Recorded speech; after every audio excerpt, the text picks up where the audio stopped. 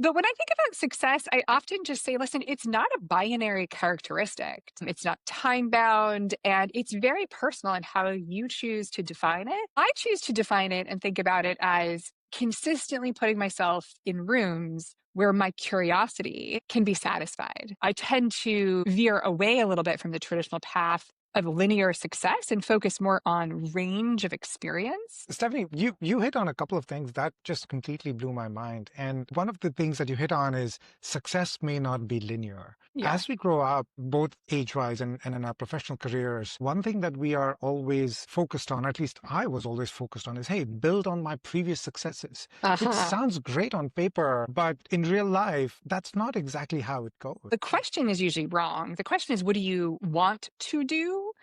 As opposed to what Mm, gives you joy. And so sometimes the answer to what do I want, what gives me joy, what am I great at, changes a little bit based on those seasons. But I do think that it is to your point, like if we can think about range of experience, ultimately someone may end up higher paying, higher title, more of something they really want, but it won't be climbing the rung over rung over rung steps on a ladder that was kind of the tradition and probably our parents and how we saw people raised before us where they thought about what's next. I know there's a generation of thinkers and builders today that are going across different territories and coming out as really incredible generalists who can then go into 5 or 6 different categories and be really successful. Hi, Stephanie. How are you? Welcome to the Intercode podcast. Thanks so much for having me. Excited to be here. Absolutely. I know we connected a few weeks ago trying to schedule this, and with between school holidays and especially with kids, it's been crazy. But thank you for taking the time out. I know you are especially busy with the big news, which I'm sure we'll get to at the end. But how have you been? How was the summer? And how are you doing now? Summer was great, but fall is even better. I mean, obviously back to school and all the Jewish holidays, which mean no school in the first few weeks in New York, mean we're playing a little bit of catch up. But I just think this season kind of feels like new beginnings. I know some people associate that with the new year, but I think Mhm. back to school and fall is just one of my favorite times of year. So I'm feeling energized and so delighted that we're finally getting a little temperature break, to be That's honest. I right. was I was needing that. Amazing. So Stephanie, I know when we first started connecting, one of the things that we sort of synced on or found common ground on is effectively the theme of the Intercode podcast and the site, creating networks, building relationships. And I was especially struck by your story. Obviously, still a lot to be written, but you've been exceptionally successful at not just on leadership positions, but also building out a successful enterprise. It would be great to share some introductions from your perspective of, what is your story? What led to your success? I'm excited to hear that. Well, I'm excited to tell a little bit about it. I always say to people, first and foremost, I'm a middle-aged mom living in suburbia. I Mm. happen to work in tech, and that's awesome. And I think a lot of our identities are sometimes bigger than just like the work title or thing that we do. And that is, I think, going to play a little bit into the story of how I got here. But most recently, I've been the founder and CEO of a payments company called ORUM, which I started about 6 years ago, wanting to build software that could close the time to money gap. And I wanted money movement to feel like Amazon same day delivery. So I spent 6 years building that business. I'm excited to say that the ORUM team and our tech and everything else joined Stripe this summer by way of acquisition, which is exciting for me and also a huge shift in a bunch of different ways, some of which I'm still getting accustomed to. But when I think about success, I often just say, listen, it's not a binary characteristic. It's not time bound, and it's very personal in how you choose to define it. I choose to define it and think about it as consistently putting myself in rooms where my curiosity can be satisfied. And I think part of that is just knowing what's interesting to you and chasing it a little bit. I think one of the challenges, which I'll probably talk more about today, is that as we develop a sense of identity from our youth onward, we're pushed to be certain about what's next, certain about what we want to do in life, certain about our career path. And in a lot of cases, our traditional norms, work in the legal or medical arena, become a lawyer, And those are great. Those are super good fits for people. Those people are successful. And then there's a lot of non-traditional things. Following your heart, being passionate, labors of love in which you do something every day that you're proud of. And oh, by the way, you get paid. Places that do really tap into unique, unusual skill sets. Those are the things that I tend to be really attracted to. And I tend to veer away a little bit from the traditional path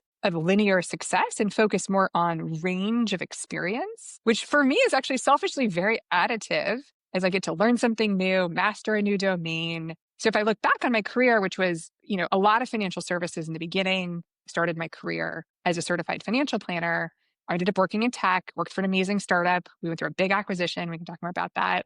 And then I went to SoulCycle, and everyone thinks that's crazy. But then they also want to know more about it. And I think that's part of what is so interesting about being able to choose for yourself what you want to do and not be as worried about what others want for you. So that's a lot of how I think about it. Stephany, you hit on a couple of things that just completely blew my mind. And one of the things that you hit on is success may not be linear. Yeah. As we grow up, both age-wise and in our professional careers, one thing that we are always focused on, at least I was always focused on, is, hey, build on my previous successes, which Uh-huh. sounds great on paper, but in real life, that's not exactly how it goes. You have to do a little bit of this, a little bit of that, and that's such an important learning. I'm amazed that this is not already in a book. We should definitely.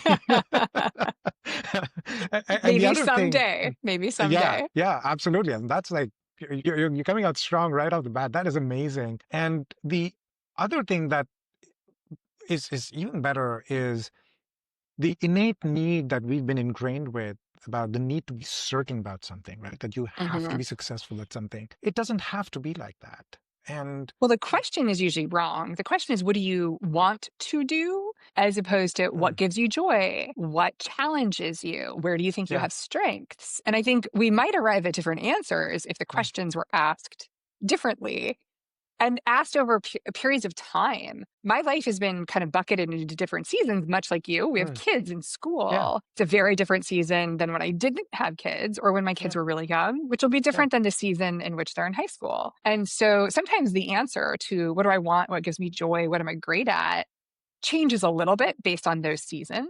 But I do think that it is to your point, like if we can think about range of experience, ultimately someone may end up higher paying, higher title, more of something they really want, but it won't be climbing the rung over rung over rung steps on a ladder that was kind of the tradition and probably our parents and how we saw people raised before us where they thought about what's next.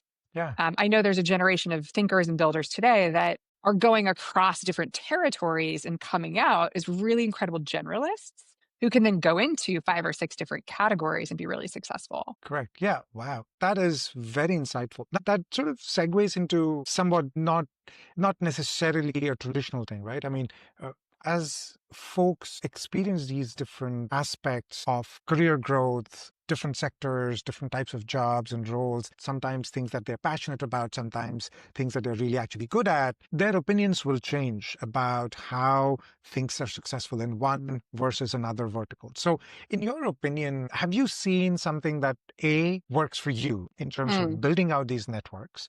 And Hmm. B, would you be able to sort of share what works better in fintech, right? In terms of Mm-hmm. networking, relationships. So would be helpful sort of tease that out because that's important.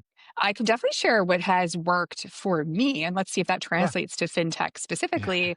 I think the first thing I'll say is like LinkedIn followers are not a Yeah. network. It's like a very Yes. interesting thing that people think of it that way. And maybe that's how it started. And it certainly has the benefits of allowing you to connect with other people. But like a network is really a group of people who pick up the phone when you call. They answer your text, they answer your email. And ideally for me, I want to build a network that's diverse in a lot of different ways: ages, skills, experiences, domain expertise, types of thinking. And so when I think about who's in my network, yeah, there are maybe 10,000 people that follow me on LinkedIn. Some I know their names, some I don't. That's not really a network.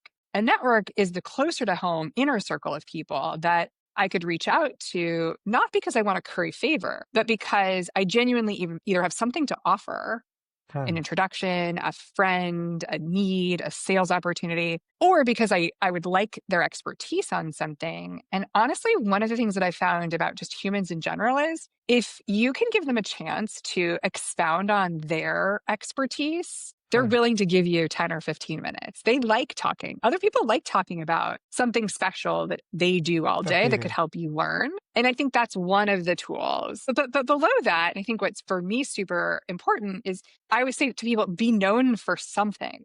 And I'll tell you some examples of like how to interpret that. I think I'm known personally for a couple of things. First, I was known as a certified financial planner with a bunch of financial planning and wealth management Uh-huh. expertise. And that is not expertise that ever expires, luckily. So I still get called on for sitting on boards or advising companies or helping founders that are in that territory. And that's exciting because I still love financial planning and advice and wealth management. I think about it a lot. I read about it. I stay current. I'm also known for someone who knows payments based on what I did and built at ORUM and now working at Stripe. And that's also exciting. I can lend a hand to someone. I can offer expertise. I can debate, opine, consider the future. And I think that's really fun and valuable. But then there's some other segments. I'm known as a founder, right? I'm known Right. as a working mom. And so being known for a couple of different things is, I think, part of what draws people to see common interests. And I do this a lot through storytelling. LinkedIn is one of the places, but not the only place, Yep. podcasts and other avenues too, where I talk about how my journey has gone. And I try to provide what I consider to be authentic, natural insights. Again, I'm a middle-aged mom. I live in suburbia. I'm raising kids. Working in tech is important to me and I love doing it. But I have a lot more to contribute than just that one narrow piece. And I think that helps people understand that you can be quite normal, actually, and do Mm-hmm. really ambitious things. And when chasing something ambitious, you really can't achieve the totality of ambition alone. It does require a network. It does require reaching out to being brave enough to ask for something and see if someone will return that. And over Yeah. many years of practicing that, it's gotten better and better and better. Yeah. That is something that I'm correlating this with when I first came here. I don't want to say I was an introvert. I was an ambivert, right? Unless people pulled me in, I would not connect. But it took me a while to get there, to be known for something. In some cases, it was being good at tech at the very beginning, to then being good at spreadsheets, then being good at PowerPoint as you go higher up that corporate ladder. Eventually, now I do a lot of nonprofit work, being in sales. But how does, in your opinion, how do people start on that journey to be known for something? And I know you've had a spectacular career so far, and that's great. And you've done something. Would you be able to share any pointers on potentially how to get started, right? There's a million different avenues to start in. I think you definitely want to consider just localization as an opportunity. So I happen to live in the New York area now, and that is awesome because if I want to go to a meetup or find kind of an industry specific event in which I could meet other people and start to develop this capability of being known for any one of the things I talked about, there's infinite supply in my area, and I think really everywhere. So start hyper local. Think about the community you live in, the people that you work with every day, and the things that you are interested in as either passion projects or part of what you're developing expertise in. So let's go to coding and engineering. There's so many permutations of engineering expertise, architectural, security. Yeah. Obviously, now we have AI as a whole domain. So I think even just starting with finding a group of people that are thinking about, wondering about, questioning, doing something in a territory that's interesting and drawing from them their knowledge and sharing yours starts to build that first layer of a network where other people know who you are, what you do, what you're great at, and why they should call you. And I think being of use or of value to someone without needing to be like, quid pro quo, I'll do this, you do that. It's like as simple as saying, hey, I'm going to go to this, either meetup or happy hour. And my goal is to walk away being useful to one person. Meet people, shake their hands, look them in the eye. And instead of all the usual questions of like, where do you work and what do you do? And like, what's one thing that I could help you with based on the people I know in the industry I'm in? Are you looking for customers? Are you hiring? Asking questions that are Asking. about that person lead them to want to tell you more and also open doors where you could be of value. And I think that really does begin to build the network components of people recognizing not only that you know something, but you might be willing to stick your neck out to help them. And we all got here where we stand today. We all got here by way of someone agreeing to hire us when we had no experience or agreeing to work with us to learn more about something we needed to get better at. And everybody had to open a door for somebody else. Be the person that Yeah. opens that door. That is so cool. I'm just taking notes as we uh, person that opens doors. And look, that is something that is easy to do, easy for pretty much anybody to get started with. I'll give you a good example here, just as an aside. I was trying to do something on the dev side, on the tech side, you know, for the longest time, even though that is not my sort of skill set. Ended up that the nonprofit I volunteer for was looking for a volunteer management platform. So I said, hey, let's see if there's something out there that you can just customize instead of developing it. So That's a that, great example, right? Being right, useful being in a useful. moment where you don't have to build it for someone. You just Yeah, know even how to like help them get started. You can take correct. away months of investigating or wrong turns just because of the knowledge you have. It's an amazing example. Right. And what ended up happening was because, me being not fully proficient on the dev side, I then asked for volunteers within the organization saying that, hey, I'm trying to do this. Does somebody know a little bit of Ruby on Rails or a little bit of Java to help Hmm. me? And now I was able to connect with multiple volunteers in that nonprofit to build out like a mini trusted network. And it could be really that simple. So absolutely being local, trying to find opportunities where you are involved today. Great way of starting that. So let's say somebody does find that, and in your opinion, uh, as you said, start local, you get these intros. So what helps you? What drives you to networking? And I don't want to say that's the right question. The way I would ask that is, when you're networking, would you focus on just pure intros or for networking, quid pro quo, as we would say, or are you always looking at building longer term or deeper relationships? I mean, it's always a combination of things when you're in a situation in which you're at a conference or you're at a happy hour or you're in a meetup or you're speaking somewhere, sort of like what the dynamics of that group are. But I always prioritize relationships. And I think a learning for me is to, again, get into questions that are geared at getting that person to open up to you. And sometimes that's just like being vulnerable and sharing something about yourself Yeah. that helps with shared connections. I'd say most business decisions in the world get done through people who like to work with each other. Not necessarily Yeah. favors, although sometimes that's the case. But people liking each other is a big part of what you think about when you think about picking up the phone and saying, like, oh, we need a vendor for this. Let me call so and so. And so I think it's just really super important to think about how relationships start and how they develop. Just because I have met someone once doesn't mean we have a relationship, but it might turn into a relationship Mhm. based on how much connection we had in the conversation. And one way to get that is to be really intentional. There might be someone across the room that you really want to go say hi to.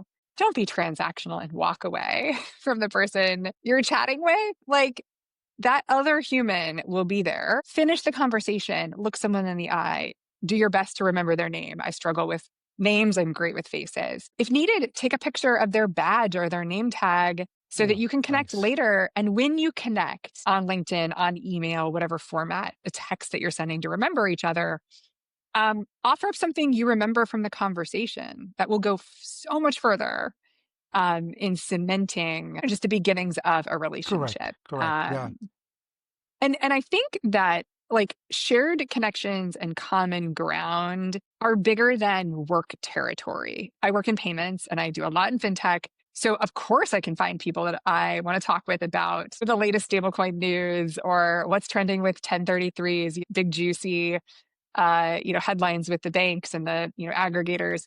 But I also sometimes really want to talk to someone about like the trip they just took, or as you asked me at the beginning, like summer and, anything I can learn to get to know someone that sort of matches my interests. And the next time I talk to them, it might not be about fintech, right? It might actually be That's about right. something else. But down the road, we may come back to that fintech or that payments or that, financial planning or specialized knowledge. And I think when you're following up with someone that you have recently met, if there is an ask, I think it's okay to have one. Hey, after our, first First, meeting, yeah. I was thinking about this and it would be really interesting if, fill in the blanks. I think that's okay. Be direct about it, but don't be so transactional that you don't come back and follow through and thank that person, that you don't think about them next time you're trying to get something done. And I think some of this kind of comes back to just like maintaining relationships. Yeah. How that feeling when somebody out of the blue contacts you and you're like, I haven't heard from you in 10 years. You must need something. Yeah. Right.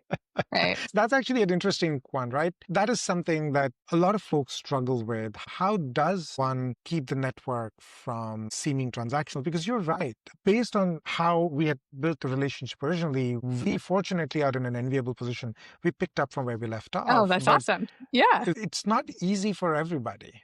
Right? No, it's The not. feeling of transactional comes in. So have you dealt with that too? What are your thoughts on, how to get around that if there is one? I think that it's going to happen no matter what, that there will be people that surface that you're absolutely thrilled to reconnect with. And it's almost Right. like you had lunch yesterday.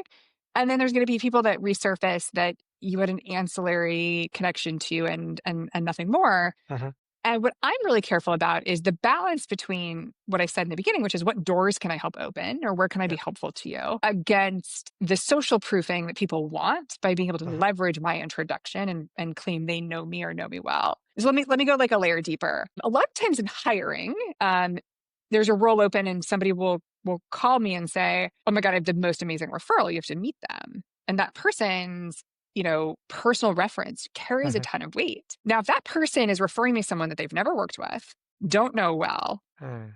that's a problem, That's right? yeah. So when people that I haven't seen or worked with for a decade surface, and the first question is, can you introduce me or help me with this role? The gap I'm facing is that I can't speak to your current strengths. It's been 10 years. You might be great at something, but I haven't worked with you. And I don't want to put other people in a position where I come in saying this person's amazing. And in fact, I have a gap of knowledge. Mm. So that's one of the things I think a lot about too is like what kinds of asks, what context is there? And am I actually the right person to even be helpful? And sometimes the answer is actually no, for a variety of reasons. That is very insightful, Stephanie. This is something that I know I've personally struggled with, but having you articulate that adds a little bit more context. And for somebody, especially in your position, or as we get more senior in our roles, it's okay to say no, that, hey, perhaps no is the right answer. And that is very insightful. I think that is something that people need to learn. People need to do their own flavor of assessing these opportunities and connects and say, okay, this works for me or this does not work for me, which is an interesting topic because networking per se has changed over the last decade and a half, especially more so now today with not just instant messaging, but now we have like near real-time information about pretty much everything that is happening around us. There's a new IPO that comes out or somebody has gone through an acquisition and so on and so forth. But in your opinion, how has uh, networking evolved or keeping and growing these relationships and evolved over the past 10 years? Or perhaps another way of asking that is, you seem to be doing something right. What are you doing that has helped you stay ahead of this evolution in technologies, in the business world? What has helped you stay ahead of that curve? Let me go back in time and I'll tell you a little bit about the, last 10 years, let's say. And then I think I'll more specifically answer your question. So Yeah. about 10 years ago, I was emerging from an incredibly hard, fun, but hard decade of building LearnVest and then integrating to Northwestern Mutual when we were acquired in 2015. And I looked up one day and I realized I did have a big network, but it was highly uniform. It Mhm. was lots and lots and lots of people in the financial advice, financial planning, wealth management ecosystem. Mhm. Great. But it spurred me to think about how I might differentiate that network. And it actually really spurred me to take a new job, as I said, Soul Cycle, in a totally different industry Yep. where I was going to build a different kind of network. And that paid a ton of dividends. What I think a lot about today is how often people think about someone and never reach out, right? And I mean, I think about so many people that I worked with, that I loved, that we had a great memory. And so, what I've tried to do, and I think I'm actually now quite good at this, is if I'm somewhere that spurs a memory or I'm just having a moment where I'm thinking of someone, I send them a note with no expectation. Hey, no need to reply. I'm sitting in this cafe. We That used to sit here is, all the time. You know what? Not much has changed. The menu still looks good. thinking of you, hope all is well. That's it. No ask, no need to send me a note back. Some people will like heart the photo and like the, text message. Some people will immediately reply. Sometimes people will call me. But what always feels good when you are connecting with someone is being remembered. And I try to think about how often I think great things about someone. You were really good at X. And I remember that. And now I'm sitting in a job where I wish I was a little better at that. And I'm thinking of you. So many different ways. And think about all the downtime people have, right? We commute by train. And so we're probably already on our phones. We decompress by getting on our phones. Like there's so many different windows. And so what I try to do is actually when the thought occurs to me, like take 30 seconds and drop a text to someone, take a selfie in the place that's inspiring the conversation. I was actually at Stripe Tour this week, and there were tons of industry connections, folks I'd worked with at banks and other places. And a bunch of us snapped various selfies and started texting with old colleagues and ORUM alumni. And it just sparked this like really lovely moment in time to reconnect. So I think that's like really a long way of saying like, one, it is intentional. And I spent the last decade after I came out of my sort of heads down period and like Yeah. just financial advice expertise to expand the aperture of who I know and how I spend time. And two, it's not that hard to just send a message saying like, I'm thinking of you today. And that could be the difference between never reconnecting versus getting back together, working together again, or any number of other things that might happen as you just cultivate those relationships. Yeah. And it's interesting that you highlighted, hey, you remembered somebody from something and then you reached out to them, whether it was possibly you guys had a burger together or a Mm-hmm. milkshake or a coffee or something. That actually ties back into what you'd mentioned earlier. Perhaps they were known for something that they made it Mm-hmm. evident to you. And you're like, hey, I know this person for something. And it Mm-hmm. is so interesting that not only not only are you saying this, you actually have implemented that whole thing for your own network that, hey, be known for something, and those that are known for something, you actively keep in touch and reach out. Stochastically is also fine, but that's amazing how that works, how that circle works. You have some amazing stories, and your career transitions are so interesting. Help us understand, have you used just texting obviously is one of the tools that everybody uses today for networking, but talk to us about how important you think LinkedIn is or how not important LinkedIn is. I know you mentioned that followers is not a network. And No, it's not. but what helps today other than doing the obvious, hey, do the right thing, pick up from where you left off, or be interesting. Talk to us about the tools that people have seen, or at least you have seen, that have helped you. Things I do like about LinkedIn is that it is a catch-all. If you don't remember my phone number, you lost your phone, or the only email you have for me is outdated in some way. And for that reason, I actually do use LinkedIn messaging quite a lot, both Uh-huh. sending and receiving. And it tends to be a really good place. Like especially after going through, or I'm getting acquired by Stripe, people made the assumption maybe my email didn't work anymore and they want to reach out and say either congratulations or whatever the case may be. So LinkedIn absolutely has a place in all of this. And I think it is a really useful way to get context on someone and find out more about their background. And again, kind of finding their like common interests. Listen, there are WhatsApp groups, some are private, some are not. I mean, who knows if I'm even seeing all of the things. What I Yeah. will say is like, I get cold WhatsApp DMs all the time from various kinds of people, founders, someone that's in payments that has a question, customers, and I always try to reply.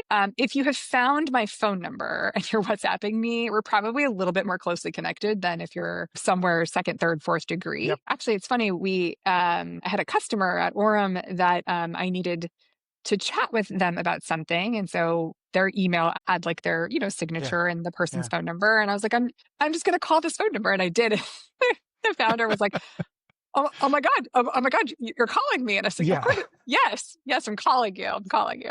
And we had like a super lovely chat. And he's followed up about a bunch of different things that they're going to continue to do. Yeah. And it was just like a really nice, just like extra way beyond email to just be like, hey, let's just talk it out and I'm going to call you. So I don't have any idea what the future holds, though I think it's interesting to see what the dating apps are starting to Hmm. think about next. And there's some interesting things around loneliness and friendship and community building that I think are going to come out of some of those platforms. It's not directly about networking as it is just Mhm. like human connection. But I think it's going to end up that we probably have things that evolve, and LinkedIn's been the dominant thing. I do wonder often if there's a next gen version that might be less noisy.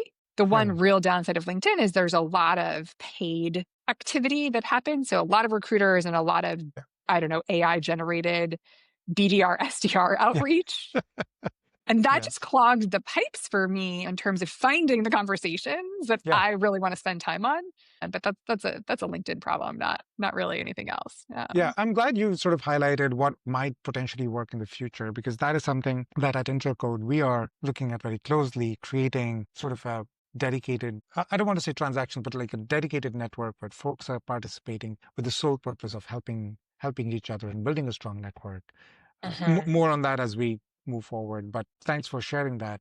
I know we're coming up right on time, but there are some two really key questions I want to ask you. First, about the amazing acquisition story. Tell us a little bit more. Whatever you can, officially share is fine.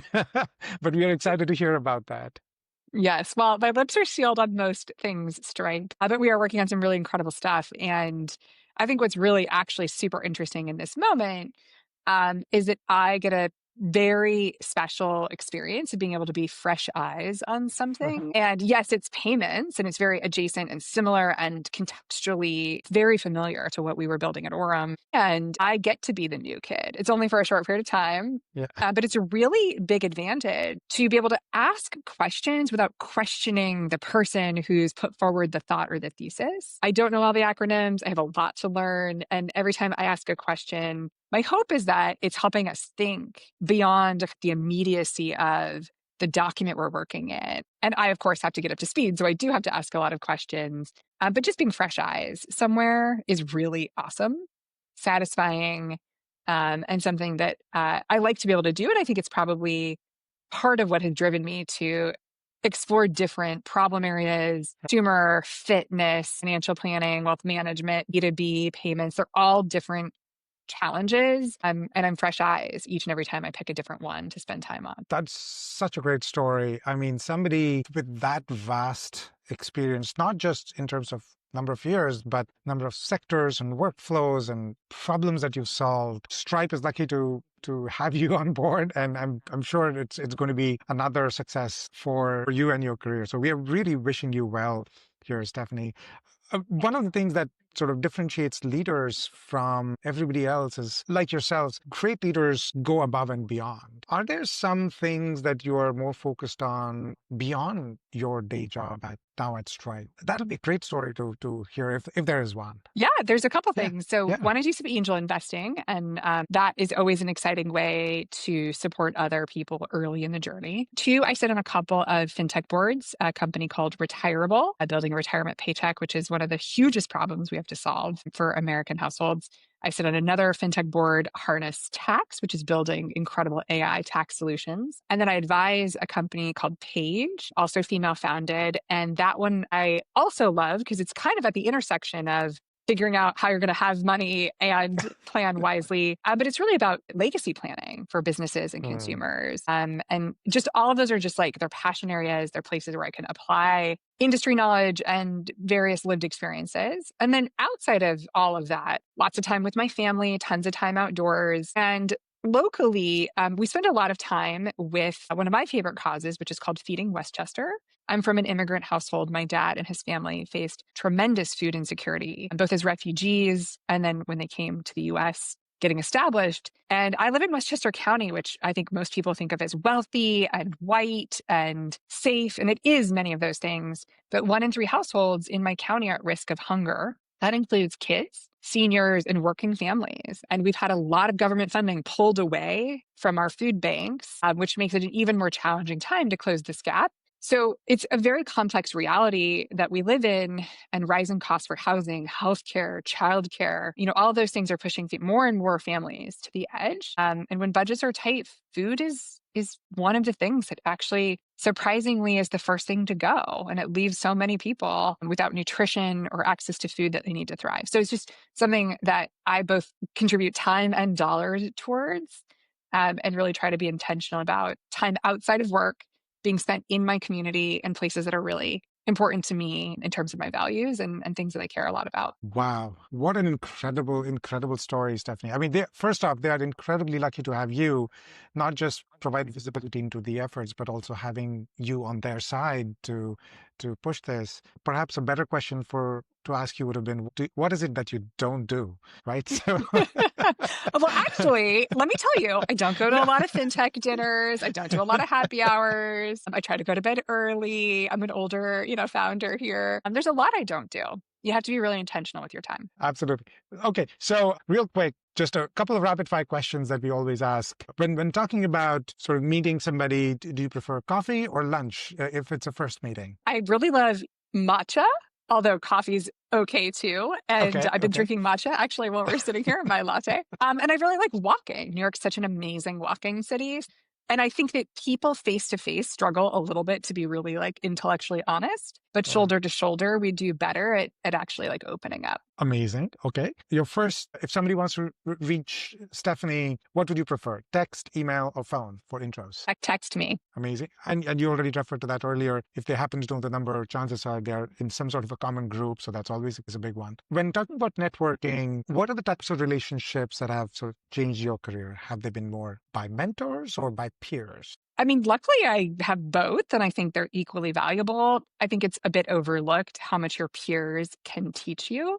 And so we spent all this time looking for mentors and ignore the fact that there's incredibly talented people our same age, our same level in a company that might be as incredibly impactful as a mentor or someone else could be. And so I get growth, luckily, and value and benefit from all of those. Great. Awesome. Yeah. Those are the top two, three questions we always ask because it is helpful to understand how successful people perceive the inbound. And in Mm. somebody in your role is getting like a ton of inbound coming in and helpful to understand how you work through it and deal with it. Just in closing, a couple of quick sort of questions that we ask. If somebody wants to get into sales or somebody is in sales, but really wants to develop their networks, how do they sort of tone down being salesy every single time they network, right? What thoughts could you share there? That's a good question. I think it's something that you have to be conscious of, which is try not to look hungry or thirsty, right? Like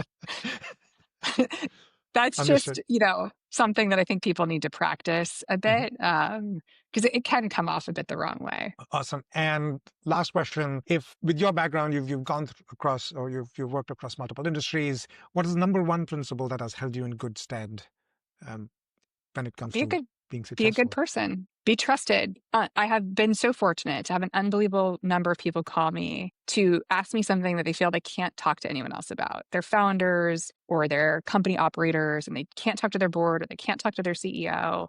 They're struggling with something sometimes super deep. I don't want to do this anymore. I want to sell the company. They're struggling with like a thing gone wrong, like fraud or company culture not working the way they want. And I keep those secrets. Incredible. Well said, Stephany. Just wrapping this up, thank you so much for spending time with us today and sharing what makes networking successful, not just for everybody, but specifically for you. I'm so glad some of the stuff that you do outside of work, especially the nonprofits feeding Westchester, that is again, can't say enough about the amount of help that you're providing them. Lovely to have you on the podcast. And as they say in Star Wars, may the force be with you. And with you, my friend, thank you.